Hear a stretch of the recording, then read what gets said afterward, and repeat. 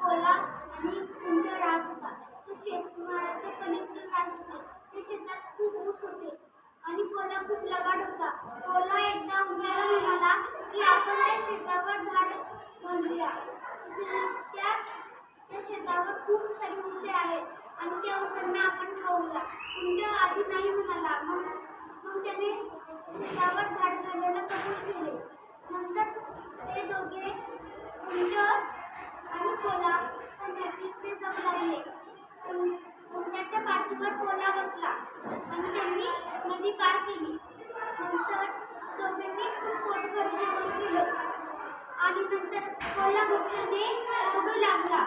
उंट म्हणाला, शांत बस, शेतकरी जागा होईल व आपल्याला मारेल. तरी तो रडू लागला. नंतर शेतकरी जागा झाला व आला.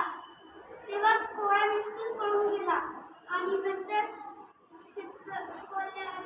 उंटाला शेतकऱ्याचा मार खावा लागला. तेव्हा कोला म्हणाला की माफ कर मित्रा, पण मला जेवणानंतर एका सुंदर गाणी गाण्याची सवय आहे. तेव्हा उंट काही म्हणाला नाही. परंतु त्याला पुन्हा नदी पार करावी लागली. तेव्हा त्याने डुबकी मारायला सुरुवात केली.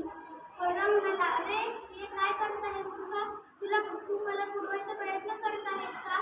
तेव्हा उंट म्हणाला की नाही मित्रा, पण मला चांगल्या जेवणानंतर नदीत डुबक्या मारायची सवय आहे. Okay, very good.